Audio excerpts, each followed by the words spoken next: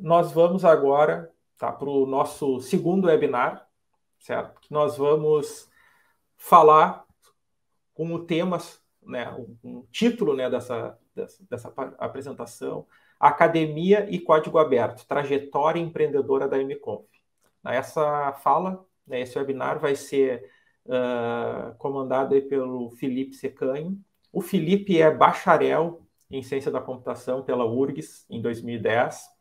Foi membro do Laboratório de Projetos em Áudio e Vídeo da URGS, onde o projeto GT-MConf iniciou, que posteriormente deu origem à MConf Tecnologia. Então, desde 2013, o Felipe atua como diretor executivo na MConf. Então, já de imediato aqui, né, já vamos passar a palavra, agradecendo também ao Felipe pela disponibilidade e por nos dar, né, por prestigiar o nosso evento, nos dar a oportunidade, né, de também ter mais uma fala super interessante, que eu tenho certeza que vai fazer mais uma costura dentro dessa corrente, desses elos que a gente traçou aí durante essa semana e que vão ser extremamente contributivas aí para a nossa comunidade. Então, Felipe, muito obrigado, seja bem-vindo e já te passo de imediato a palavra.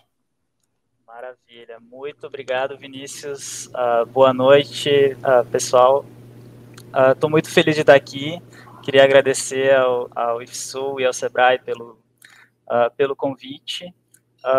Eu vou começar, então, com a minha audiodescrição. Então, meu nome é Felipe Secanho, eu tenho 34 anos, eu tenho pele branca, cabelo curto e loiro, uma barba curta, estou vestindo um moletom verde turquesa e a parede ao fundo é cinza.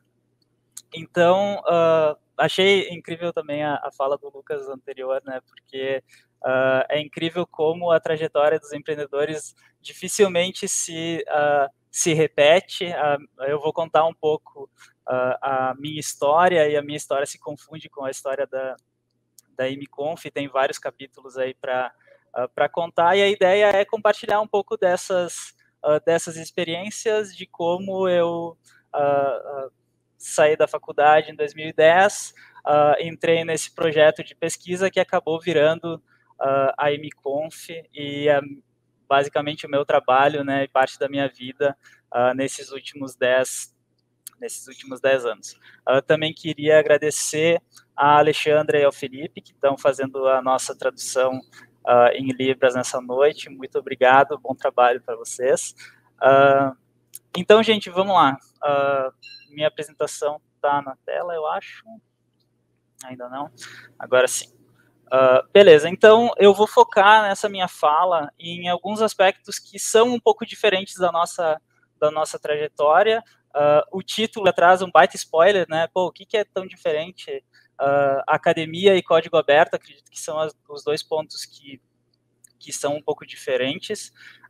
Primeiro, apresentar quem é a MConf, né? A MConf é uma empresa especializada no desenvolvimento de soluções de videoconferência, e a nossa missão é fornecer aos nossos clientes a melhor experiência ao vivo online em comunicação.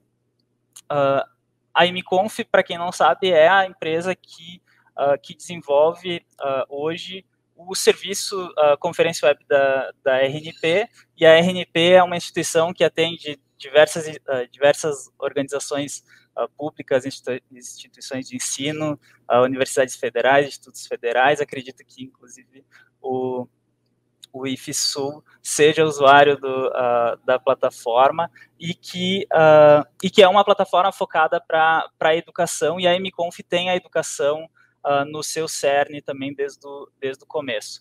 Então, eu vou marcar a minha apresentação em alguns momentos, né, da nossa história, e ao longo de cada um desses momentos eu vou parar para comentar quais são os pontos mais interessantes. Primeiro, falar como começou, né? A gente começou como um projeto de pesquisa, então eu e o meu sócio, Leonardo, nós fazíamos parte de um laboratório de pesquisa dentro da Universidade Federal do Rio Grande do Sul, no Instituto de Informática.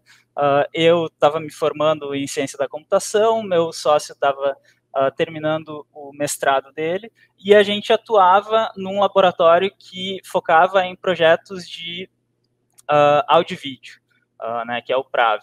E a gente trabalhava com uma série de projetos ali dentro, muito focado em educação, em transmissão de aula, em altíssima qualidade. E em 2010 surgiu uma oportunidade de aplicar para um edital de desenvolvimento, né, que é o edital de grupos de trabalho da RNP, é um edital de P&D que provido pela RNP, né, que fornece recursos e apoio para grupos de pesquisa desenvolverem pesquisa aplicada, que muitas vezes é voltado, tem o objetivo de gerar lá na frente um serviço que a RNP possa fornecer para suas instituições usuárias, aí tem um impacto importante aí no cenário de ciência, de educação, ciência e tecnologia do país. Então, a gente submeteu esse projeto em 2010, ele foi contemplado, e o objetivo do projeto era simples, a gente queria desenvolver um sistema de webconferência que fosse barato, preferencialmente que fosse código aberto e que tivesse um foco em dispositivos móveis. E se a gente voltar lá para 2010, em 2010 existiam 2 dispositivos Android na época. A HTC, que foi a primeira fabricante de dispositivos, ela lançava um dispositivo por ano, e existia o iPhone 3G. Então, videoconferência em dispositivos móveis era algo muito, muito distante, e a gente viu uma oportunidade de trabalhar com isso, né, ao longo desse projeto. E nesse contexto, por que a RNP apostou nesse projeto, né? Na época, a RNP tinha um serviço de conferência web que utilizava uma plataforma proprietária de uma empresa multinacional, e ela comprava licenças dessa plataforma e distribuía e geria junto às instituições. Mas era um recurso muito limitado, porque as licenças eram caras, e existia uma dificuldade muito grande de disseminar o uso da videoconferência dentro das organizações. Então, o GTM-Conf foi uma oportunidade de ter um outro produto que poderia rodar em paralelo com o serviço atual, ou poderia eventualmente no futuro substituir o software que era utilizado, como de fato aconteceu.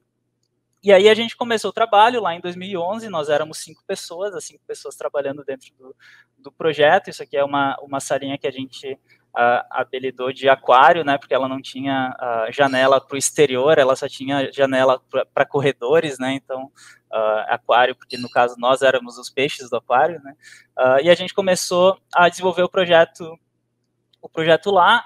O objetivo do primeiro ano de projeto era o desenvolvimento de um protótipo, e a primeira coisa que a gente fez quando começou a desenvolver foi olhar o que o mundo estava fazendo em termos de videoconferência, em termos de código aberto, quais eram os produtos que existiam,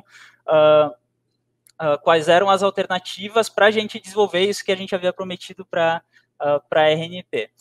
E aí, nesse contexto, a gente descobriu um projeto chamado Big Blue Button.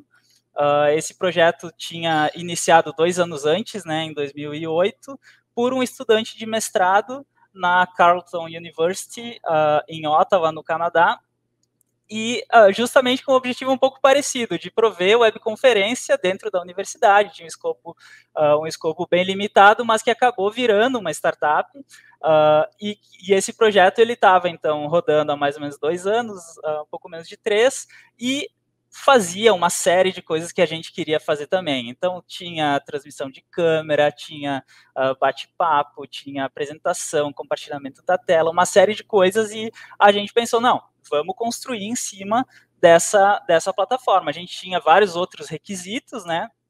Mas uma parte dos requisitos eles estavam contemplados ali. Então, a gente desenvolveu um portal de acesso para salas de videoconferência, a gente desenvolveu algumas melhorias em cima do software aberto, em determinado momento, a gente teve uma ideia de disseminar esse recurso de videoconferência, porque, essencialmente, tu tinha um sistema que instalava numa VM e tu conseguiria escalar esse sistema distribuindo essas VMs em diferentes locais. E a gente lançou uma iniciativa de colaboração para videoconferência em que instituições de ensino poderiam colocar máquinas e hospedar parte das videoconferências ali nessas máquinas. Foi uma iniciativa que a gente chamou de mconf.org, que hoje já não existe mais, mas que foi muito interessante para prova de conceito desse sistema distribuído e em cooperação com muitas organizações.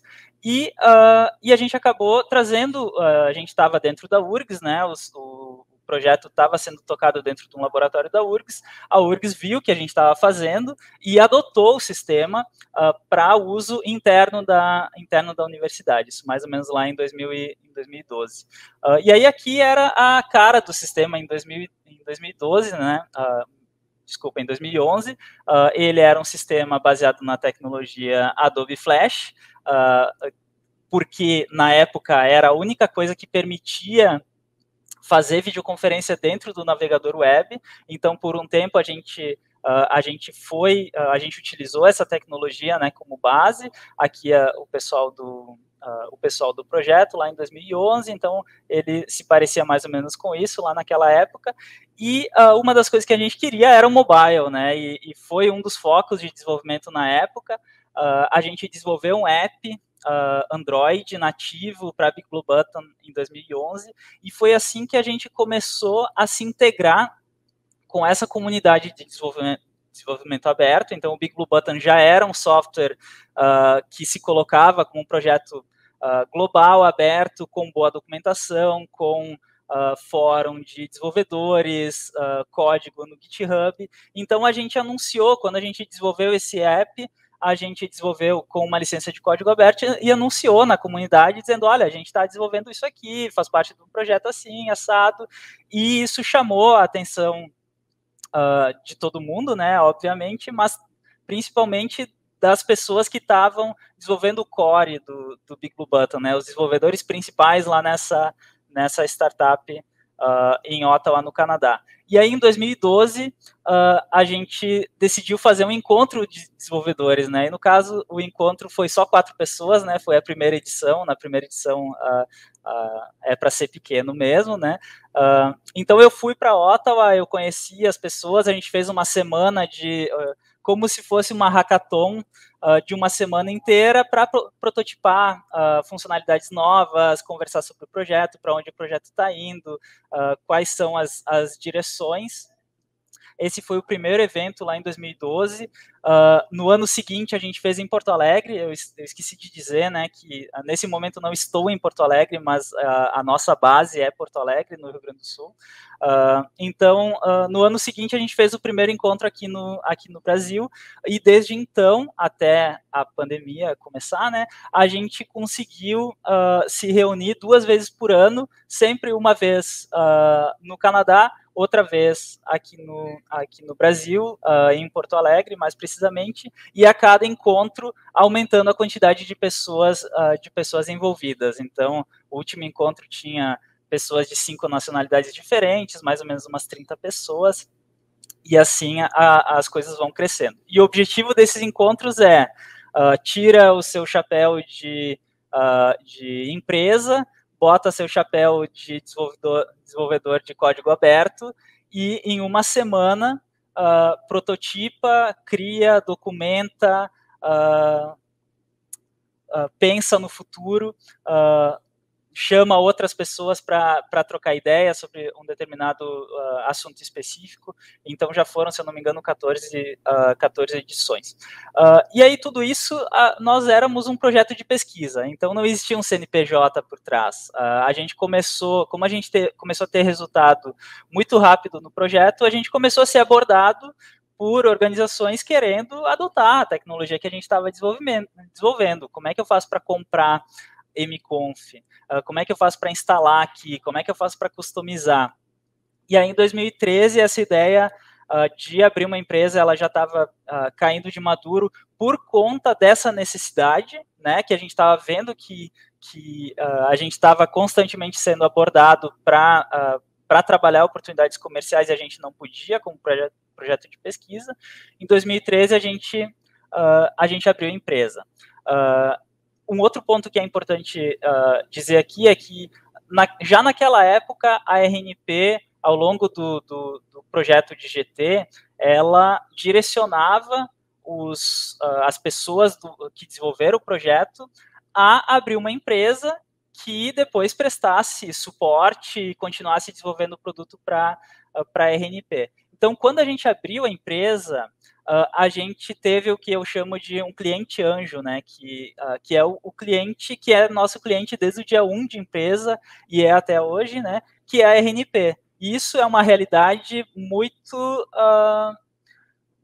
particular, porque normalmente o início de um empreendimento ele é um início mais complicado, um início até tu conseguir o teu primeiro cliente é um chão a ser percorrido, e a gente havia percorrido esse caminho como projeto de pesquisa. Quando a gente abriu a empresa, a gente já tinha esse primeiro contrato que nos ajudou imensamente, né, obviamente, mas a gente também já tinha essa entrada na comunidade do Big Blue Button como grupo atuante, né, e empresas que buscavam produtos e serviços relacionados a Big Blue Button, eles começaram a nos encontrar também e a gente começar a fazer parcerias e acordos e serviços, né.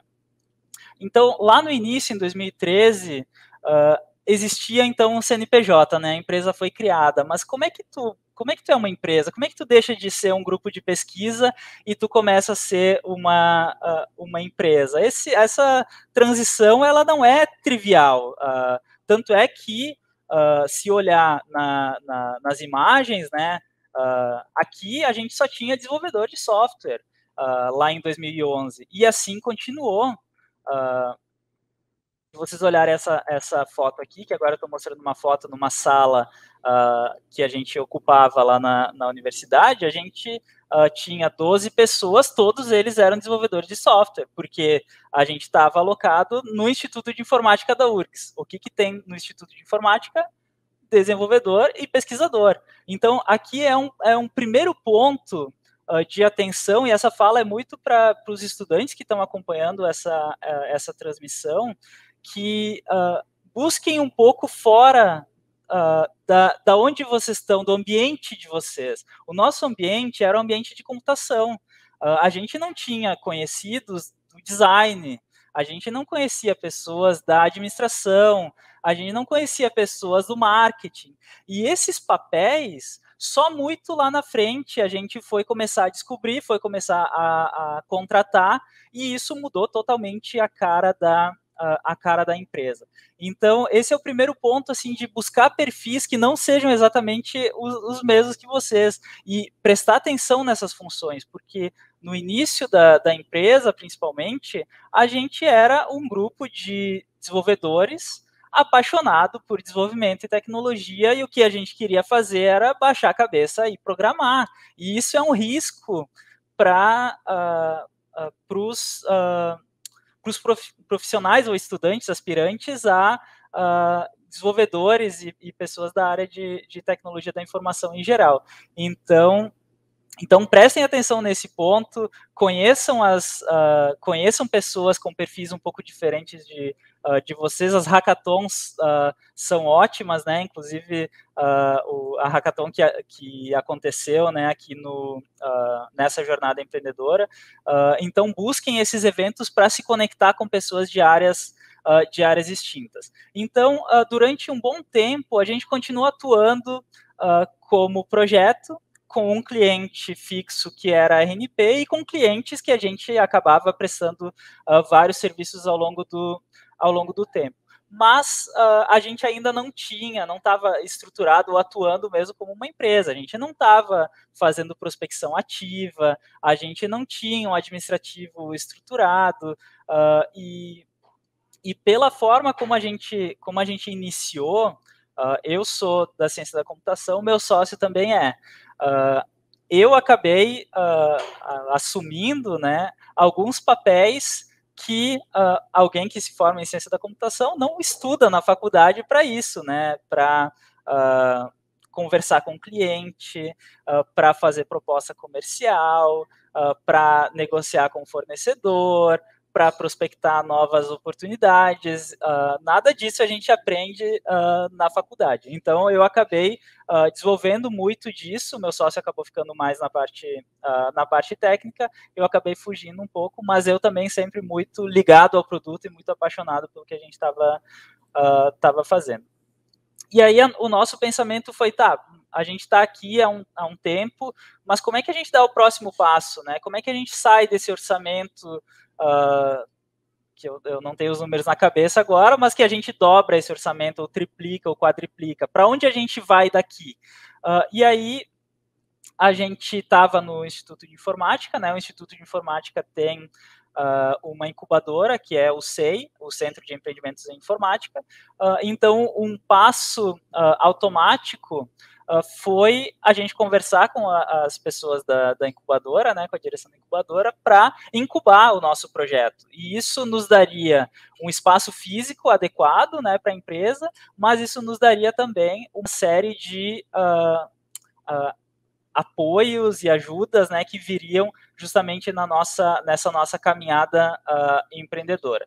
E aí a gente incubou, então, a empresa lá em 2016 no SEI, e a gente começou a se formar como empreendedores, né? Empreendedor precisa estudar, precisa participar dos programas, fazer os cursos.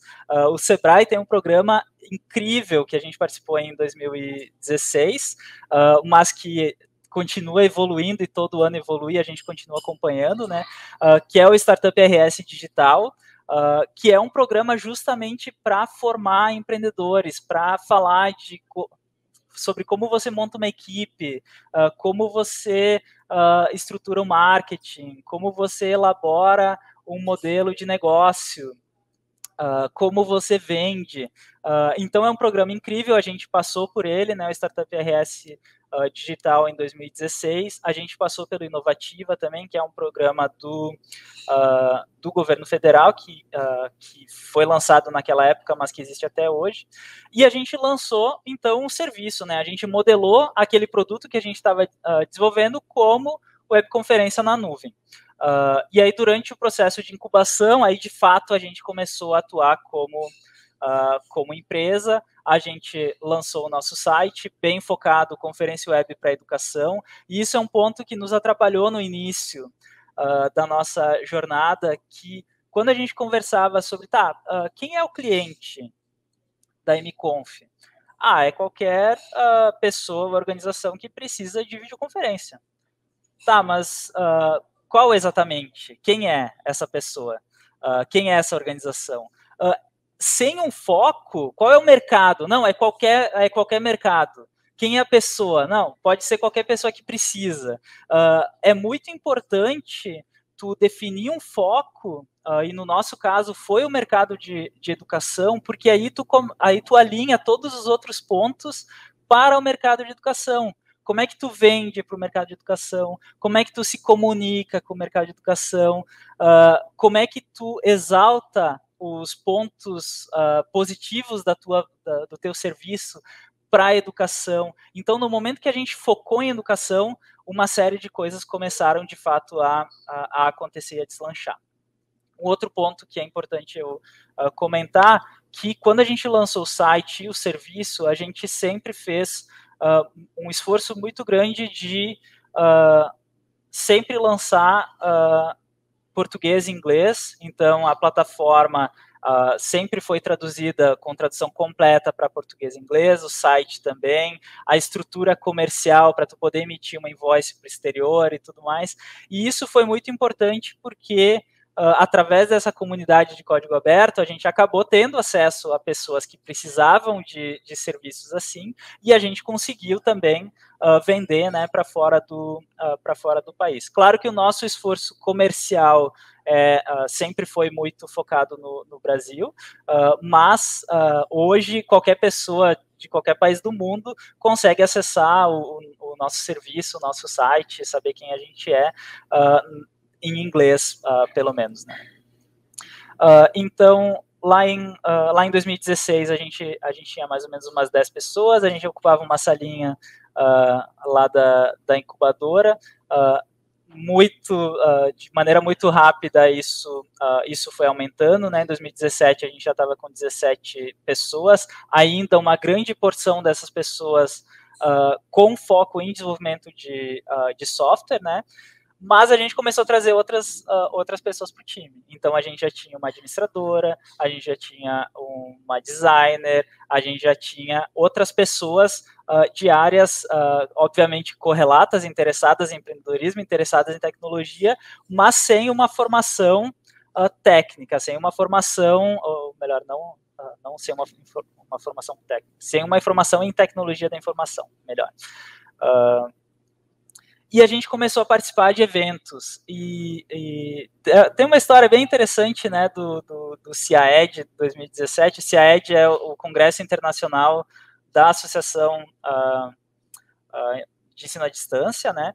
E a gente participou desse evento e foi muito interessante porque em eventos tu sai do casulo e tu conversa com pessoas de maneira muito mais ágil e muito mais intensa, né, do que no dia a dia. Tu conversa com pessoas que fazem parte desse mercado, que fazem parte desse mundo e que são potenciais compradores teus.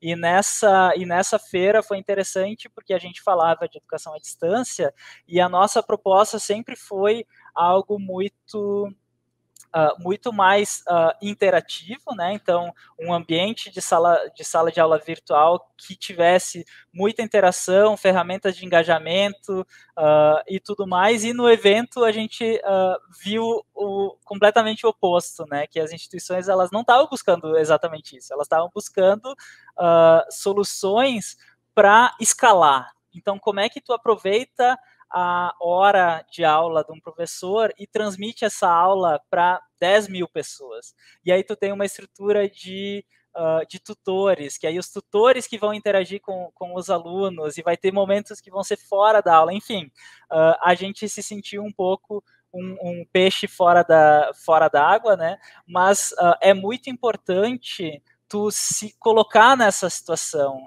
tu se colocar na frente do teu cliente que vai te dizer que, olha, não é isso que eu estou procurando, é esse outro negócio, vocês também fazem? E aí tu usar dessas informações, né, para modificar o rumo do teu produto, o rumo do teu negócio. Então, alguns eventos que a gente participou foram muito interessantes para isso. Desde 2017, a gente vem percebendo, 2017 foi o primeiro ano em que o congresso da ABED tinha uma sessão específica para startups. E aí, o custo para tu expor é muito menor. E aí é acessível para startups como a gente, né? Então, a gente pôde pagar, a gente conseguiu apoio da incubadora, a gente conseguiu apoio de outras organizações para estar lá, né? Para conseguir estar no evento e conversar com os nossos clientes. Essa aqui é uma outra imagem de um dos encontros, né, com a comunidade do Big Blue Button, que a gente chama de Big Blue Button Summit, em 2018, e nesse encontro aconteceu uma coisa muito, muito interessante. Todos eles são, mas esse foi o primeiro que, nessa universidade em que a gente estava, em Toronto, tinha um estudante da área de computação, né, que tinha deficiência visual, então ele não enxergava. E o Big Blue Button, ele é acessível para pessoas com deficiência visual. E aí foi a primeira vez que a gente conseguiu botar numa sala todas as pessoas envolvidas no desenvolvimento do projeto para assistir como uma pessoa com deficiência utiliza o teu produto. Porque sai da norma, sai do que é a ABNT ou as regras de acessibilidade, tu consegue enxergar, tu consegue ver na prática, e foi uma experiência incrível para todo mundo, e acessibilidade sempre foi um ponto muito caro, né, para o projeto. A gente começou a fazer momentos de troca de conhecimento. Então, quando a gente começa a ter mais pessoas envolvidas com o projeto, ou várias equipes, a gente corre o risco do conhecimento acabar sendo clusterizado, né? Então, cada equipe tem um conhecimento muito específico, e a gente começou a organizar momentos em que a equipe toda parava para ouvir uma talk que poderia ser de um convidado externo. Então, a gente teve uma pessoa que veio falar sobre branding, teve uma pessoa que veio falar sobre algum outro assunto que era importante para a gente na época, e pessoas da própria empresa para apresentar de maneira um pouco mais profunda algum conceito, algum trabalho que estivesse desenvolvendo. Então, é algo muito simples de implementar. A gente parava 1 hora, estava ali, via talk, tinha um momento de interação, um momento de integração, que a gente mantém até hoje. Então, a cada 2 semanas a gente faz um encontro, muitas vezes com um convidado externo. E nessa trajetória a gente acabou formando parcerias para desenvolvimento de outros produtos, né? Então, a gente desenvolveu em parceria com a Inove Access um sistema web para centros de simulação realística, então mercado de saúde. A gente desenvolveu um sistema para realização de audiências e gravação de audiências à distância por videoconferência no sistema judiciário, né, em parceria também com uma empresa incubada lá no SEI. Então, esse é um outro ponto que é importante, né? As incubadoras, elas não são só um local para que tu consiga te relacionar com a incubadora, mas a troca que existe entre as empresas incubadas, porque a empresa é tua vizinha, tu vai ver a pessoa todos os dias quando tu for trabalhar. Então, se existir uma sinergia, é muito fácil desenvolver essa sinergia quando tu faz parte de um ecossistema. A gente desenvolveu em parceria com o laboratório, então vejam que é uma empresa que saiu do laboratório e depois voltou para fazer parceria no desenvolvimento de outros produtos, né? Então, no caso, multipresença. A gente desenvolveu um sistema para procurações sem precisar ir para o cartório, né? Hoje isso é algo um pouco mais difundido, mas na época era um pouco mais interessante. E a gente, como eu falei, sempre fomos apaixonados por produto e ouvir o que o cliente tem a dizer e desenvolver algo que solucione problemas, né? O Lucas falou muito da questão de problemas, e a gente sempre tentou fazer isso em parceria com as pessoas que estão próximas da gente, então os nossos clientes, os nossos parceiros. Em 2018 a gente desenvolveu junto com a RNP e com a CAPES o Encontro Remoto, que é uma especialização do Conferência Web para banca de defesa de teses e dissertações, então que integra com o Conferência Web, que permite que o professor agende uma banca, uma apresentação. E falando um pouco sobre, depois desse período, né, 2018 foi quando a gente terminou o período de incubação. A gente passou por um processo de renovação, né, de uma nova identidade visual para a empresa, onde a gente criou um novo logo, criou uma nova identidade, né? Então, por que isso, né? Porque a gente começou a perceber que existia uma confusão entre o que é a empresa e o que é o produto. E isso nos deixava muito desconfortável em diversos momentos, e a gente tinha muita dificuldade de comunicar uma coisa e outra. Então, a gente, em 2018, lançou, então, uma nova marca para a empresa. A gente participou do Startup RS Scale, que é um programa para scale-ups, né, empresas que já estão na fase de tração, e acredito que nós, assim como, sei lá, um percentual alto de empresas que participam do programa, acabam mudando tudo durante o programa e decidem lançar um serviço completamente diferente, e foi assim conosco, né?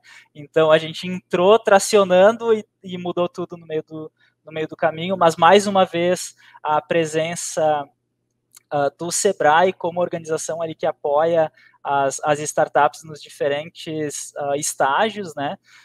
E a gente lançou o Elos. O Elos é o nosso serviço de conferência na nuvem, né? Muito voltado para a colaboração, então visualmente ele não se parece mais com aquilo que a gente tinha de Flash antigamente, mas ainda tem uma série de componentes ali dentro que, além da videoconferência, incentiva o engajamento e a colaboração entre as pessoas que estão ali dentro da sala. Então, o embrião daquela ideia que veio lá de 2013, quando a empresa iniciou, ele permanece até hoje dentro do Elos. E aí, claro, existe o Conferência Web, que é o serviço baseado no mesmo software, né, que a gente desenvolve. Existe o mConf.urgs, existem outras especializações, né, do mesmo sistema, que a gente apoia e mantém até hoje, né?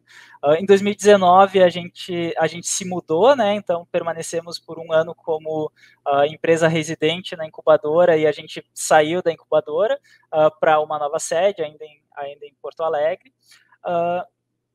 E aí veio a pandemia, né? E aí como é que a gente atua durante a pandemia? A primeira coisa foi, e aí eu me lembro até hoje, né, uma sexta-feira em que a gente parou para conversar e decidindo, né, que não, a próxima semana a gente vai então experimentar o home office total, e aí na outra sexta-feira a gente reavalia, né, como é que está a situação, e até hoje a gente está nessa saga. Claro que a gente não pode reclamar, né, a gente está todo mundo bem de saúde e tudo, mas foi um período em que a gente ficou afastado, e foi um período de muito crescimento para a empresa, porque todas as empresas do segmento talvez todos, não só de videoconferência, mas de transformação digital como um todo, né, observaram um crescimento de uso gigantesco, e a gente teve, uma das primeiras ações que a gente teve foi aumentar o nosso plano gratuito do Elos. O Elos é um freemium, né, tem um plano gratuito, e você assina e começa a pagar uma assinatura. E a gente aumentou esse plano de 4 para 15 pessoas, entendendo que teria uma demanda por aulas ao vivo de pessoas ou não ligadas a uma organização, ou organizações que não estavam bem estruturadas, e a gente observou ao longo da pandemia quase 175 mil sessões que foram realizadas no Elos no plano gratuito. Então esse foi uma das contribuições, né, o mínimo que a gente podia fazer, oferecer para colaborar, né. E uma questão que eu queria trazer aqui também é a questão do impacto, né, e durante esses 10 anos a gente sempre, possivelmente 80%, 90% do que a gente desenvolveu internamente na mConf é em código aberto, é algo que reverte em valor para uma comunidade de desenvolvimento aberto, e o Big Blue Button foi possivelmente a principal ferramenta utilizada no mundo inteiro, aberta, né, para educação, para aulas ao vivo durante a pandemia. Então, a gente fica super orgulhoso, né, porque um desenvolvimento que começa, às vezes, numa troca de ideia no corredor, vira uma funcionalidade no projeto aberto, que daqui a pouco está causando um impacto gigantesco numa escola que adotou o Big Blue Button na África do Sul para dar aula para jovens de primeiro ano, por exemplo. Então a gente consegue perceber, né, esse impacto ao trabalhar com desenvolvimento aberto. E veja que não é consumir um produto aberto, né? E eu não tenho nada contra isso, acho que faz super sentido muitas vezes tu usar uma plataforma aberta sem necessariamente contribuir, mas usar já é contribuir. E o que a gente faz com o Big Blue Button é muito mais do que isso, né? Nós temos 3 desenvolvedores da MConf que são core committers do projeto Big Blue Button. A gente realiza os encontros semestrais e a gente sobe muita coisa que a gente desenvolve internamente, que é produto de desenvolvimento originalmente voltado para o Elos, né? Mas que acaba gerando esse benefício todo para a comunidade. Então, desde 15 de março, a gente está em home office. A gente fez muito uso de Elos nesse período e foi incrível, né? Porque aí a gente tinha uma equipe, de certa forma, grande, testando o produto diariamente, percebendo as dores do usuário e permitindo que as pessoas pudessem testar as funcionalidades novas do produto antes dele, de fato, ser lançado para grande audiência. E aqui em setembro, né, no mês passado, reunião de equipe. Hoje a gente está com 37 pessoas, né, das mais diferentes áreas. Muita gente ainda em desenvolvimento, mas muita gente em áreas correlatas. E aí, falando um pouco da expansão, né, como é que foi quando a pandemia iniciou, e o que a gente percebeu, né, seja no Elo, seja no Conference Web, em todas as organizações que a gente apoia. É algo que é até difícil de descrever, porque a gente percebeu aqui crescimento de 30% na demanda por salas de videoconferência diário. Então, como é que tu escala um sistema que está preparado para suportar até 700 usuários simultâneos para um sistema que está preparado para suportar 16 mil usuários simultâneos, 27 mil usuários simultâneos, 100 mil usuários simultâneos. Então, esses foram os desafios que a gente passou logo no início da pandemia e que tirou várias noites de sono de várias pessoas do nosso time e dos nossos clientes também, porque exigia um esforço e um conhecimento e a gente atacando em áreas que não são áreas do nosso dia a dia. A gente acabou virando, tendo que se desenvolver como áreas, como desenvolvimento de código para infraestrutura, então automação de infraestrutura, como é que tu aloca máquinas virtuais para videoconferência de maneira dinâmica, como é que tu escala, quais são os problemas da escala, como é que tu sabe que o teu serviço que tu está hospedando lá em centenas de máquinas, ele de fato está entregando, ele está funcionando. Então foi mais ou menos esses os desafios que a gente teve.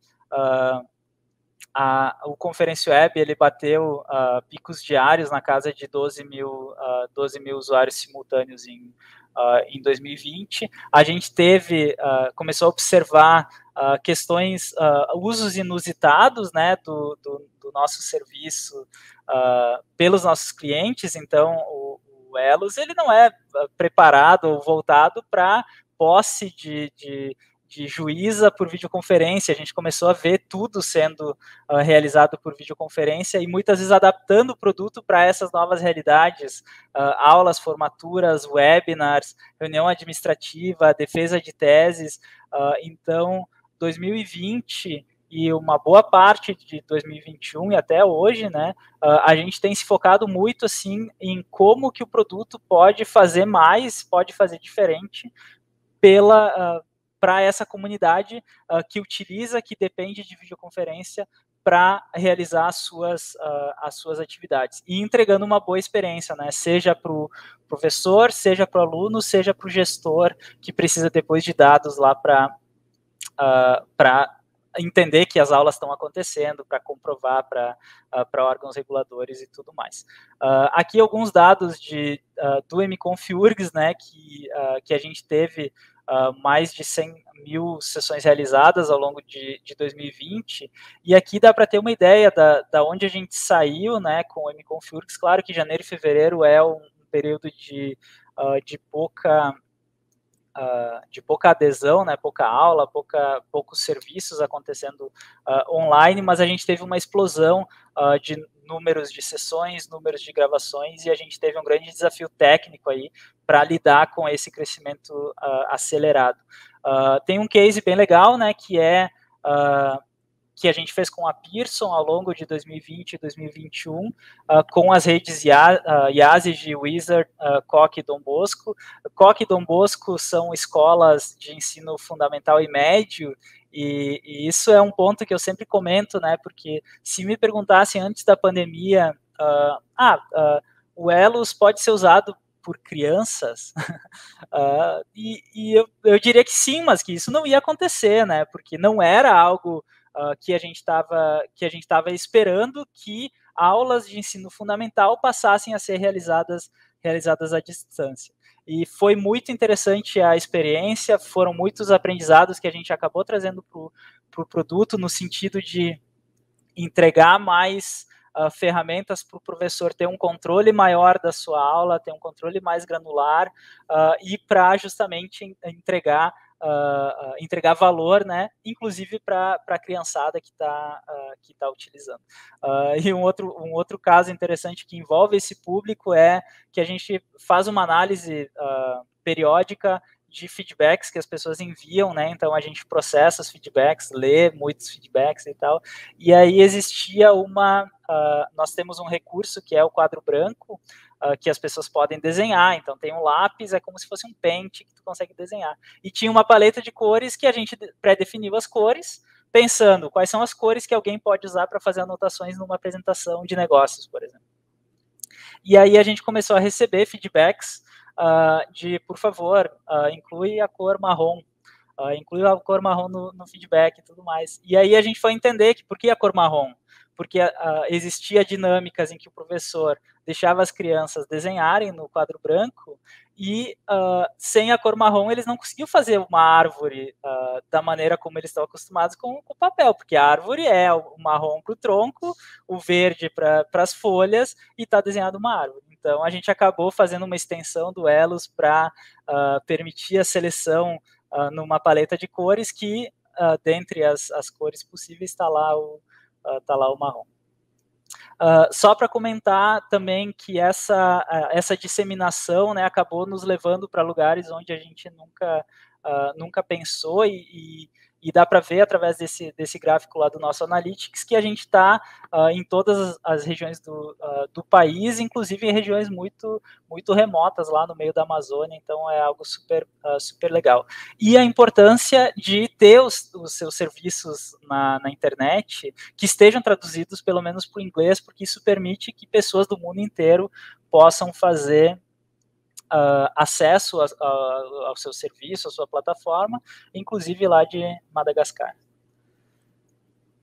Falando um pouco do que vem por aí, como foi 2021, né? A gente até 2021 a gente não tinha prospecção ativa de clientes dentro da MConf, a gente não tinha uma área comercial estruturada, e 2021 foi um ano de muito aprendizado nesse sentido, de estruturar processos, de documentar processos e de estruturar novas áreas, como foi a área comercial, a área de dados e uma série de outras questões.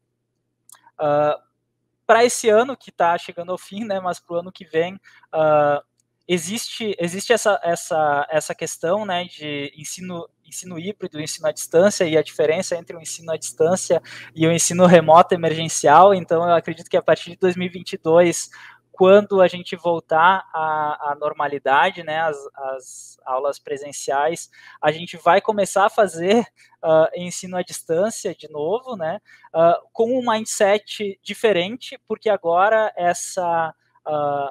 esse mundo do online, o mundo de dar aula online, de fazer cursos online, ele foi completamente desmistificado. Então, existe uma nova forma de pensar e novos modelos de negócio estão surgindo. Por exemplo, aulas de reforço no contraturno. Então, possivelmente, a gente vai continuar tendo uma oferta para crianças em que ela faz uma aula de redação, uma aula de matemática, um reforço ao vivo com o professor, com o instrutor, com o tutor, no contraturno. Então, ele não precisa mais estar na escola, ele pode estar em casa, mas tendo essa assessoria, esse cuidado à distância. a gente deve continuar no mercado de educação, mas buscando outros nichos, né? Então, o nicho de videoconferência no judiciário é algo que a gente consegue fazer algumas coisas bem diferentes do que o mercado está acostumado, e escala, né?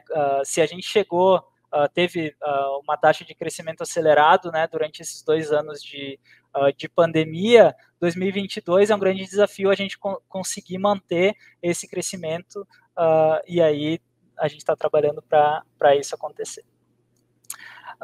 Bom, eu queria agradecer mais uma vez, então, o convite para estar aqui, a Alexandra e o Felipe pela tradução. Fiquei acompanhando vocês aqui durante a minha fala. Obrigado mais uma vez ao IFSU e ao Sebrae pelo convite. Aqui está a nossa equipe, né, da MConf, todas as carinhas aparecendo, e o meu contato está aqui também, felipe@mconf, e fccanho nas redes sociais. Então, meu muito obrigado, e eu abro então para perguntas e comentários e ponderações. Legal, Felipe. Hoje a noite foi novamente, né? A gente foi recheado aí de informações, de conhecimento, de dicas, né? Acho que a sorte que a gente tem, né? Hoje a possibilidade de ter isso gravado e poder reutilizar e poder propagar tudo aí que tu trouxe para nós. Inclusive, Vinícius, desculpa te interromper, mas eu queria parabenizar a organização do evento, porque o evento desse tamanho, dessa magnitude, não ser voltado só para a comunidade acadêmica do IFSU, mas como um projeto de extensão para a comunidade em geral, e os vídeos estando abertos no YouTube, é algo muito legal, é algo muito louvável, e a gente tem que elogiar vocês aí por esse cuidado. Obrigado, Felipe. Né, como instituição de ensino, é uma das nossas missões, né, atingir a comunidade, chegar na comunidade e com certeza, provavelmente, é uma oportunidade, por exemplo, né, da comunidade conhecer histórias como foi a do Lucas, como a tua trajetória, e que às vezes pode ser também a semente de mudar o mindset de alguém que daqui a pouco ainda não está pensando ainda no que vai fazer, tá um estudante daqui a pouco de ensino médio, ou aquele estudante mesmo ou alguém que ainda está pensando, está se reorganizando, se estruturando, né, na sua trajetória de vida. A gente, como instituição de ensino, já fizemos uso, né, o IFSU faz uso até hoje, né, do MConf, é uma das ferramentas que a gente utiliza, né, a gente já vinha pela característica da instituição, né, uma instituição com campos distribuídos por todo, né, o estado, uma distribuição geográfica capilarizada, né, de forma geográfica. Muitas vezes a gente, antes mesmo, né, claro, com a pandemia isso só se materializou de uma forma, né, que não tinha como transpor. É isso que a gente tem agora, é isso que a gente precisa fazer. Mas muitas vezes a gente precisa, né, a gente já vinha há alguns anos pela questão de o próprio deslocamento, né, o tempo, os custos que isso gera, a gente já vinha utilizando, né, a plataforma para reuniões das câmaras, né, reuniões que são, né, sistêmicas da instituição, e a gente, né, até quando a gente fala, vai vir o Felipe falar, agora é Elos, mas é o cara que começou lá aquela ferramenta que a gente usa aqui, que nos salva muitas vezes no nosso dia a dia. E interessante, assim, Felipe, eu acho que só antes de passar para a pergunta propriamente dita, acho que tu trouxe um ponto importantíssimo, né, na tua fala, que também se concatena ao que a gente vem conversando ao longo das temáticas da jornada, né? Ontem mesmo, um dos pontos que foi bastante falado, foi um tema, na verdade, da primeira palestra do professor Odir, que ele trouxe, né, enquanto FAPERGS, né, o edital do Centelha, né, como um fomento, como uma forma de financiamento para acelerar e para dar esse suporte inicial para o nascimento, né, para a inicialização, aí vamos dizer assim, de novos negócios. E vocês vêm de vamos dizer assim, de uma outra, só por um outro caminho, mas também começa via um GT da RNP que propiciou, né, chegar, né, e traduzir naquilo que se esperava, né, que era uma pesquisa aplicada que resultou, né, na última milha em algo como vocês têm hoje consolidado, e fora toda a parte, né, que tu comentou, toda essa interação dentro de código aberto, comunidade, enfim. Assim, ó, maravilhoso. Obviamente, né, Felipe, eu estava vendo os laboratórios lá, né, que vocês trabalhavam na URGS, etc. Então, assim, eu também sou da área da computação. Gente, eu imagino que tem alguns colegas aqui da audiência que também são da área, que deve ter ficado, que nem eu, cheio de pergunta para te fazer, desses problemas de escalabilidade, um monte de coisa interessante que tu poderia falar. Mas o nosso objetivo aqui não é essa temática, né? Provavelmente vamos, assim como eu falei para o Lucas antes, a gente vai chamar, vamos incomodar para que tu possa nos trazer experiências assim do dia a dia que vão ser maravilhosas, com certeza, para a gente mostrar, né, como é que são como é que é esse mundo do desenvolvimento. Mas eu vou, né, hoje a gente está falando de o Felipe empreendedor, o Felipe trabalhando com inovação, verificando como é que o mercado funciona, saindo lá, né, da linha de comando do código para tocar uma empresa, né, que tem uma pluralidade, uma diversidade muito maior.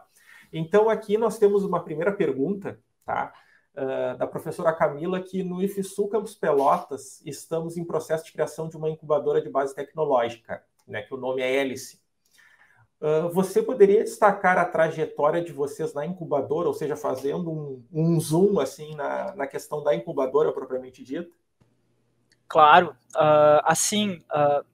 sendo bastante franco no discurso, quando a gente se aproximou da incubadora do SEI, né, ali no Instituto de Informática, a nossa principal dor que a gente identificava na época era espaço físico.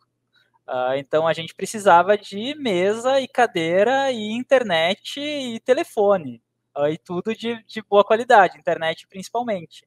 Então a gente viu uma oportunidade de estar próximo, ao mesmo tempo estar próximo do Instituto de Informática da URGS, onde a gente conseguia selecionar pessoas ali na metade do curso, já com um bom conhecimento em programação, para nos ajudar no desenvolvimento de produto. Então, isso era muito caro para a gente.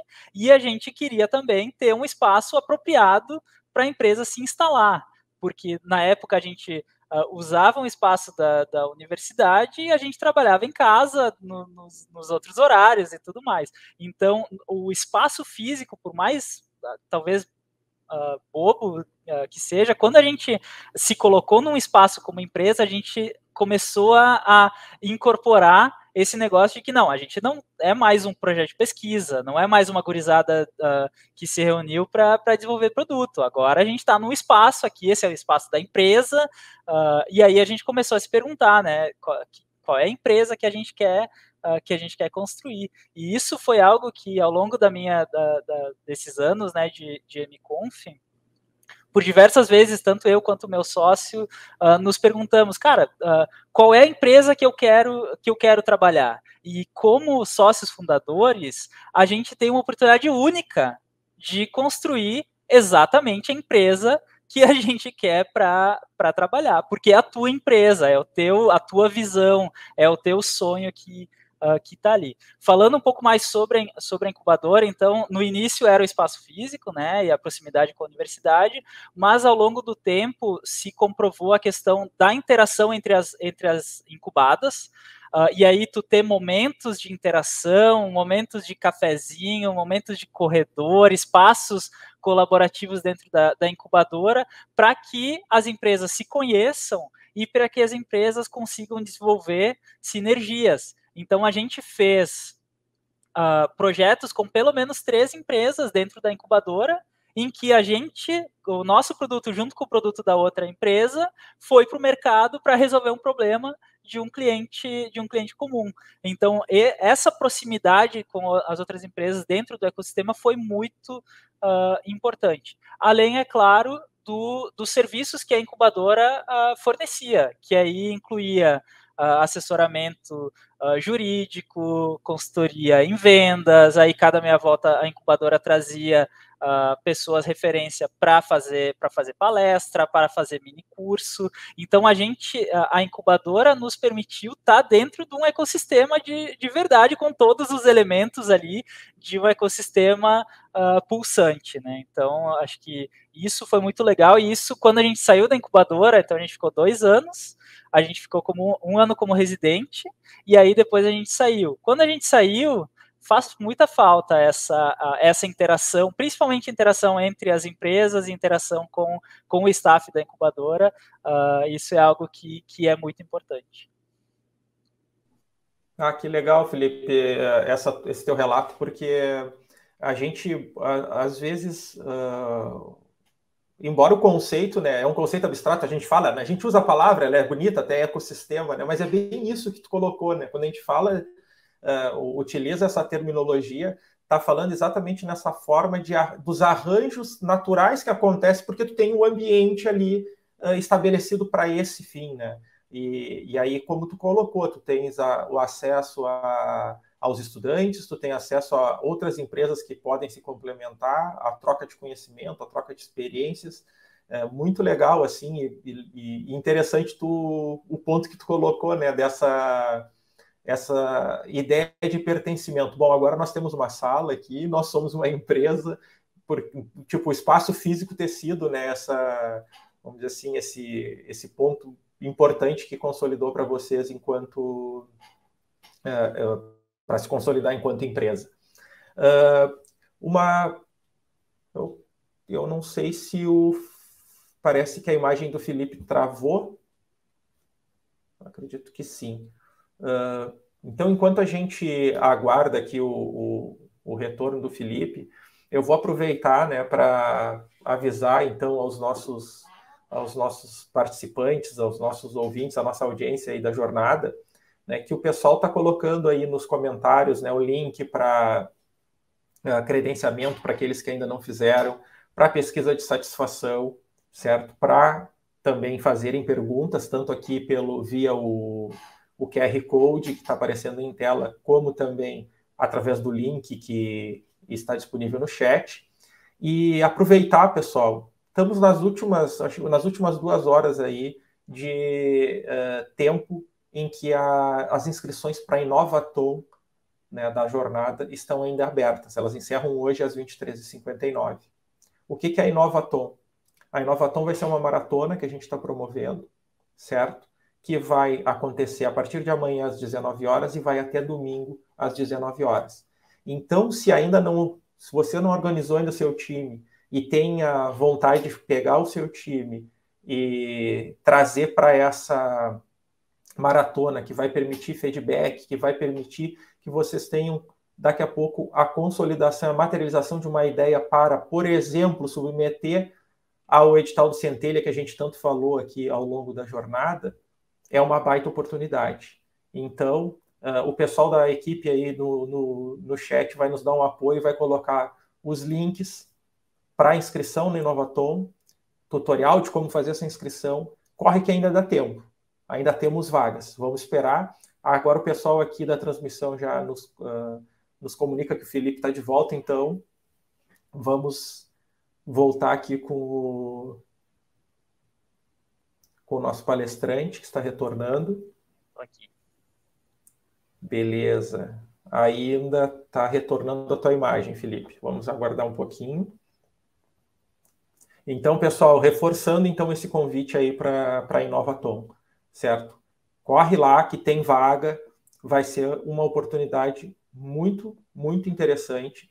E observe, a gente acabou de ter aqui, né, uma palestra do Felipe que fala, né, sobre a MConf, que nasce de um GT que nasceu a partir de um edital, né, uma submissão a um edital, que foi o que possibilitou montar uma equipe, e hoje, depois de, claro, de uma trajetória de muito trabalho, né, de erros e de acertos, o Felipe está aqui nos mostrando essa trajetória incrível aí, que é da MConf, agora Elos, e enfim, de tudo, né, o que eles já desenvolveram.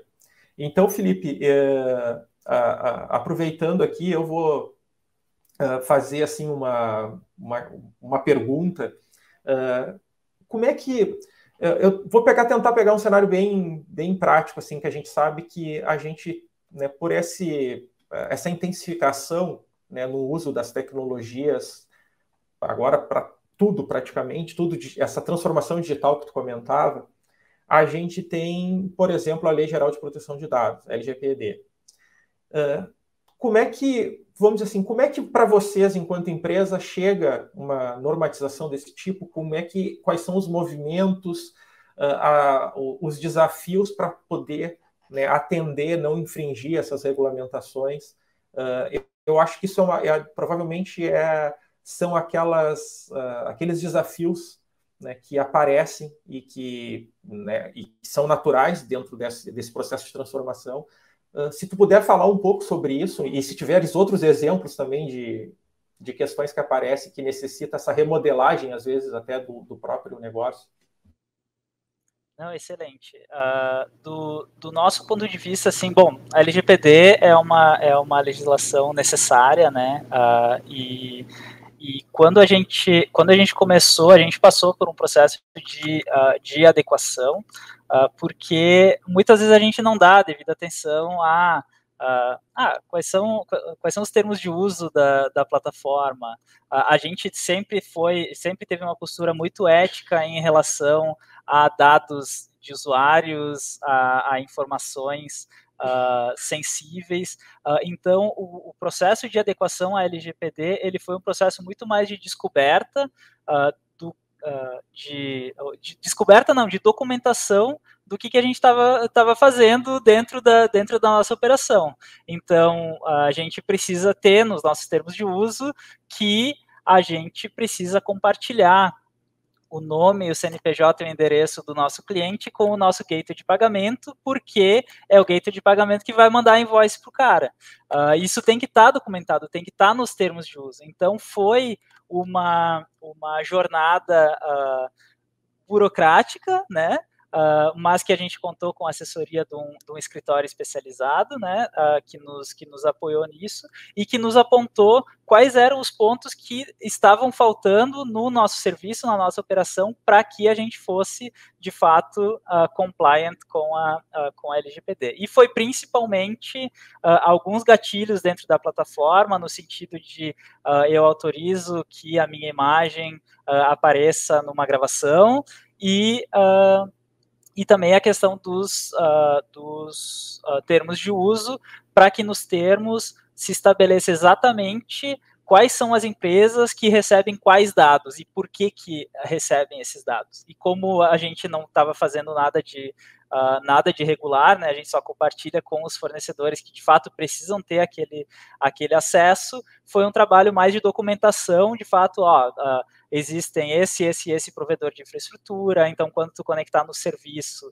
tu vai conectar num servidor dessa empresa e o teu dado vai trafegar por lá, e esse tipo de coisa. Mas a gente sempre contou com apoio, né? Então a gente tem um apoio jurídico, a gente tem um apoio contábil e, fazendo gancho com a pergunta anterior, são serviços que as incubadoras normalmente apoiam, né? Então normalmente a incubadora ela tem um consultor jurídico que vai poder atuar, revisar termo de uso, revisar contrato, para te indicar se tem algum ponto ali que precisa ser adequado ou não. Ou mesmo assim, não tem um termo de uso, preciso criar um termo de uso. A gente já passou por isso também. Então, esses são os pontos que eu destacaria. Mas é uma jornada longa, é uma jornada que envolve todo mundo da empresa, porque todo mundo precisa... toca em algum ponto que precisa ser documentado, que precisa ser esmiuçado, e o resultado disso, então, é uma documentação que comprova, né, que indica a adequação da empresa. Perfeito, Felipe. Obrigado pela tua resposta. É importante esse destaque que tu dá, né, desses outros atores, né, da assessoria jurídica, né, da assessoria contábil, desses papéis que muitas vezes a gente, quando pensa, né, no empreendimento, às vezes no organograma não pensa nesses atores que são de fato importantíssimos. Acho que uma última pergunta, até para não avançarmos no tempo aqui. Se tu pudesse fazer um simples. Eu acho que para quem não é do mundo aí da tecnologia da informação, da comunicação, da computação, a ideia de código aberto pode ser o conceito, vamos dizer assim, pode ser algo que não seja tão claro assim. Só que eu acho que é um conceito extremamente importante e bacana dentro daquela linha que a gente estava conversando antes, na palestra do Lucas, inclusive ali nos questionamentos, dessa parte, dessa intencionalidade do social, do colaborativo, etc. O que tu poderias destacar, né, que tu vê como pontos positivos e de que isso, de nenhuma forma, impossibilitou que vocês pudessem empreender e ter um negócio, ou seja, ter um código que é aberto, que qualquer pessoa, né, em tese, tem acesso, que pode, né, utilizar. Certo, não, isso é uma ótima pergunta, Vinícius. Eu ouvi uma definição uma vez que me marcou muito ao falar de código aberto, que com o código aberto, a filosofia é que tu vai gerar valor para o mundo muito maior do que tu faria se tu fizesse um código proprietário. Mas desse valor que tu vai gerar para o mundo, tu vai capturar em forma de negócio um pedaço desse valor. Que esse pedaço ele pode ser grande, pode ser pequeno, depende da estratégia de negócio. Mas o ponto é que o valor que tu gera com aquele teu trabalho vai ser muito maior e vai ter um impacto muito, muito maior do que se fosse algo proprietário. Na nossa trajetória, o código aberto foi fundamental. E tem vários momentos em que ele foi fundamental. No início, ele nos permitiu gerar resultado rápido, porque a gente conseguiu se basear em algo que já existe, que alguém com essa filosofia de código aberto pensou antes da gente e publicou lá no GitHub o código, a documentação, como roda, como faz, e nos permitiu, então, criar uma visão em cima de um produto que já estava lá. Ao longo da nossa trajetória, a gente conheceu pessoas e conheceu clientes e foi contratado por clientes que só nos conheceram por causa do código aberto. Porque aonde eu imaginei estar vendendo projeto de desenvolvimento para uma empresa nos Estados Unidos fazendo um trabalho focado em instituições de ensino e pesquisa aqui no Brasil. Não é algo fácil, não é algo que tu tem o acesso, mas através do código aberto tu consegue chegar, tu tem o alcance, o teu trabalho ele está impactando pessoas e ele está sendo notado por pessoas. E tu ser notado é uma premissa básica de tu conseguir vender alguma coisa. Além disso, tem uma questão que também uma vez me falaram que é muito importante tu sempre tentar trabalhar com pessoas ou ter contato com pessoas que são melhores de ti em alguma coisa, né? E tendo uma atuação em código aberto, tu tem contato com desenvolvedores de todos os tipos e uns caras que são completamente fora da curva. E tu aprende muito nesse processo. Tu aprende a ser organizado porque o código que tu publica lá no GitHub, ele vai ser lido por outra pessoa, ele vai ser escrutinado por outra pessoa. Se tu fizer algo muito escroto, a pessoa vai te chinelear publicamente. Então tu vai ter vergonha de fazer isso, e essa interação ela é muito rica para o ecossistema, para as empresas, e as empresas são parte do ecossistema, precisa existir as empresas para que o ecossistema de open source funcione, e são muito ricas para as pessoas também, para os desenvolvedores também, porque eles vão se tornar desenvolvedores melhores. E aqui eu deixo uma dica para os estudantes que vão ver essa palestra, que é: procurem um projeto de código aberto que vocês achem interessante e olhem o projeto, olhem as issues lá no GitHub, o que o projeto está indo bem, onde é que ele não está indo tão bem, como é que eu poderia colaborar.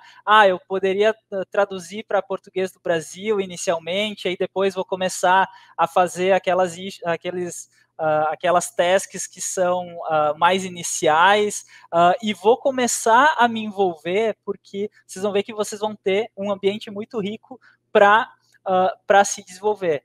E nós, falando como empresa agora, sempre que a gente seleciona a dev para a MConf, a gente pede, manda teu currículo, mas manda tua conta do GitHub.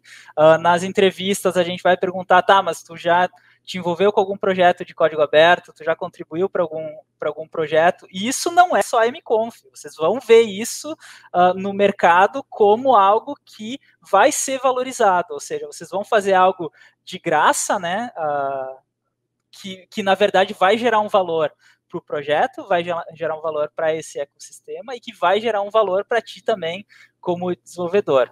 Então, para a gente, o open source, o código aberto, ele é uma face fundamental, né, para a nossa existência até então. Perfeito, Felipe. Eu acho que agora essa última fala, né, fechou assim um ciclo do que a gente vinha conversando, porque uma das coisas que o Lucas tinha comentado na palestra dele, não reinventar a roda. Eu acho que o código aberto já dá é um caminho. Uma outra coisa que a gente vem falando muito fortemente, inclusive dentro da jornada, inovação aberta. Né? O que é tirar se a gente está desenvolvendo um código que ele é fechado, que ele não tem a gente não tem a oportunidade ou não dá esta oportunidade de, como tu bem colocou, de outros colaborarem e contribuírem, de fato a tendência da gente, pela falta dessa pluralidade, da gente estar perdendo muita oportunidade interessante, né, é muito grande. Então, fazendo essas analogias, é importante a gente destacar esse papel, né, de uma iniciativa com código aberto, sem falar naquilo que tu comentou durante a tua palestra, que é a oportunidade de tu entregar daqui a pouco para uma região, socializar com uma região do planeta menos favorecida que pode se beneficiar sem custo de uma tecnologia que pode ser um divisor de águas, como tu comentou, né? Daqui a pouco tu ter uma ferramenta de videoconferência para a educação à distância, que tu está atingindo daqui a pouco crianças, né, em situações diversas, de vulnerabilidade, etc., através de uma tecnologia que é aberta. E como tu mesmo, né, comentou, que a RNP teve essa iniciativa porque pagava tinha um custo altíssimo com uma solução proprietária, né, e vislumbrou naquele momento que precisava, né, desenvolver, ter uma tecnologia nacional, etc. Então, eu acho que esse elemento aí da tua fala, né, do código aberto, dá um verniz assim para tudo que a gente, né, vem falando ao longo da jornada, muito, muito importante. Bom, Felipe, devido já também ao adiantado da hora, eu te agradecer mais uma vez pela tua participação, né, te passo a palavra para tu fazer, né, um encerramento, aí, fazer uma fala de fechamento. Beleza, não, eu só tenho a agradecer, Vinícius, eu estou à disposição, caso vocês queiram me chamar para falar de novo em alguma outra oportunidade, vou estar aqui para contribuir, espero ter contribuído, né, com a comunidade do IFSU, em especial os estudantes, né, da instituição, espero ter conseguido inspirar alguém, né, e também comentar assim que eu não faz muito tempo que eu já estive do outro lado assistindo palestras, assistindo eventos e eu nunca tive o sonho de me transformar, ter a minha própria empresa, de ser CEO de empresa, mas é muito importante a gente ter conseguir identificar as oportunidades e apostar em si mesmo, e apostar nas suas ideias e correr atrás. Então, deixo essa mensagem de fechamento. Mais uma vez, muito obrigado por me receber. Não, nós é que agradecemos, Felipe. Um evento desses, ele só acontece porque a gente tem parceiros, né? E pessoas que se engajam e disponibilizam parte do seu tempo, de uma rotina como de vocês, né? Que provavelmente estão sempre com uma rotina bastante atarefada, mas ainda assim, né? Disponibilizam parte do seu tempo para vir aqui e socializar conosco conhecimento, trajetórias, né? Erros, acertos, isso é muito importante. Então, muito obrigado, Felipe. Obrigado de verdade a ti, ao Lucas, hoje, que nos deram esse prazer aí de trazer essas falas tão importantes e de uma contribuição muito significativa para nós do IFSU, que estamos, vamos dizer assim, engatinhando e amadurecendo nessa caminhada.